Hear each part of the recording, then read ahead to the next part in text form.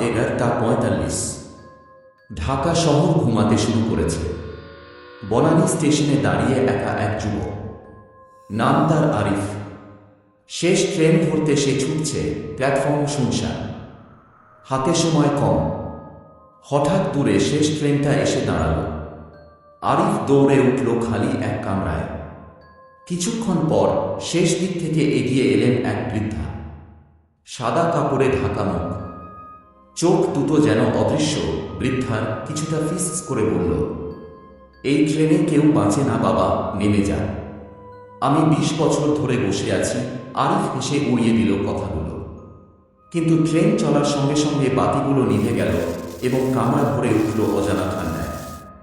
Train ঢুকল একটা টানেলে। চারপাশ অন্ধকার, নিঃশ্বাস নিতেও যেন ভয় করে। বৃদ্ধার আরও ভয়ঙ্কর করে বলল, এই ট্রেন যাত্রী নেয়, ফেরত দেয় না।